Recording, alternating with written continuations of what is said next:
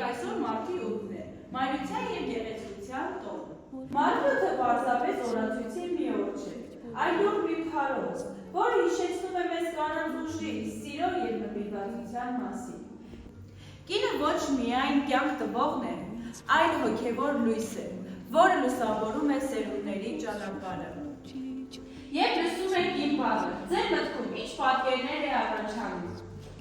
Նախ Իզաբել, որովհետև կյանքը կառուցվում է նույնիսկ մութ ժամանակներում։ Կարող է լինել մարգարե, հերոս, ուսուցիչ, գիտնական, ժամանակներից ու պայմաններից անկախ։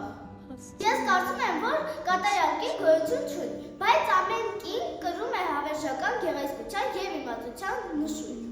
Ճիշտ է, կինը լոկանուն չէ, այլ ճանապարհ է, որը տանում է դեպի լույս ու զարգացում։ Մենք անցնենք ժամանակի միջով և կտեսնենք, թե ինչպիսին է և ինչպիսին կլինի կինը հավերժության հայացքով։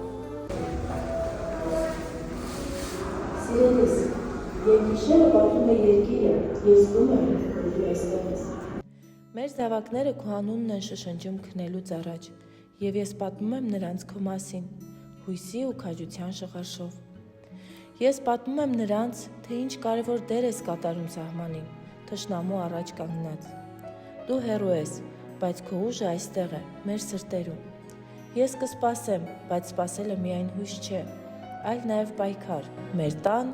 մեր ավանդույթների, մեր ապագայի համար։ Կանայք չեն սպասում, նրանք պահպանում են, արարում և պայքարում։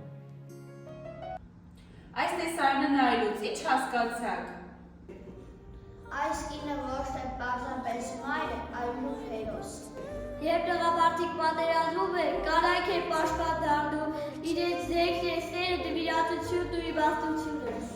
Այսօր էլ կանայք կանգնած են շատ դժվարությունների դիմաց, բայց չեն հանձնվում։ Ներկայ կինը ես եմ, ու ինձ նման միլիոնավոր ուսուցիչներ։ Երեխաներ, մեր առաքելությունը միայն դասավանդելը չէ, այլ ձեր հոգիներում հավատ ակնածները։ Մի օր դուք էլ կլինեք բժիշկներ, գրողներ, առաջնորդներ։ Կանանց առաքելությունը միայն ընտանիք պահելը չէ, այլ աշխարհը փոխելն է։ Բայց եկել Հովհաննես, դուք երբեք չեք հոգնում։ Ոչ, Հովհաննես ջան, երբ մարդ տեսնում է իր ջանքերի պտուղը, հոգնածություն չկա։ Ինչպես են ուսուցիչներն ազդում ձեր ապագայի վրա։ Իմ ուսուցությունն է պատճառը, որ ես սկսեցի հավատալ իմ ուժին։ Երբեմն մի բառը կարող է փոխել մարդու կյանքը, իսկ ուսուցիչները դա ամենօրեն են։ Եկեք տեսնենք, թե ինչպիսին կլինի ապագայի կինը։ Ես գիտնական եմ։ Իմ ձեռքերի միջոցով ապագան դառնում է իրականություն։ Մենք ապրել ենք դարեր, որտեղ կանանց ձայնը լռեցված էր, բայց այժմ այն հնչում է գիտության, արվեստի և նորարարության մեջ։ Ապագան այն է, որտեղ կինը այլևս ոչ թե պայքարում է հավասարության համար, այլ ստեղծում է հավասարության աշխարհ։ Ես եմ ուզում դառնալ գիտնական։ Դու կարող ես դառնալ ինչ ուզում ես։ Երեխաներ, ասացեք տեսնեմ, այս տեսանյութը դիտելուց հետո ինչպես եք պատկերացնում ապագայի կանանց։ Ապագայում կինն ու տղամարդը ոչ թե կպայքարեն հավասարության համար, այլ կստեղծեն լավացին նոր աշխարհ։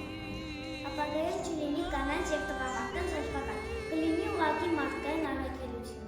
Ես ուզում եմ, որ ոչ մի աղջիկ երբևէ չկասկածի իր ուժը։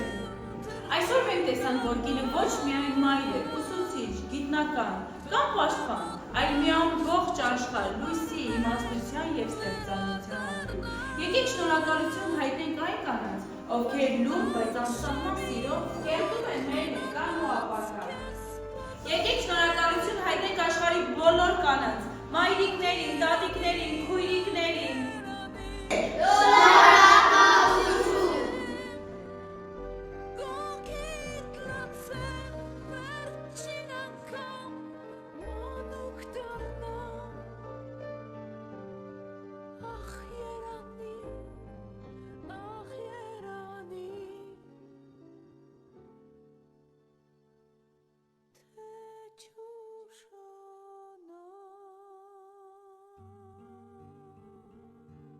Կինը լուր հերոս է, նա չի փնտրում փառք, չի պահանջում գովասանք, բայց առանց նրա աշխարհը կդադարի շնչել։ Նա անցյալում եղել է սպասող, բայց երբեք անզոր։ Նա ներկայում ուսուցանում է, բուժում, ստեղծում, պաշտպանում։ Նա ապագայում սահմաններ չի ճանաչի։ Երբ աշխարհը հոգնում է, նա է տալիս նոր շունչ։ Երբ մթնում է, նա է վառում լույսը։ Երբ բոլորը հանձնվում են, նա է պայքարում։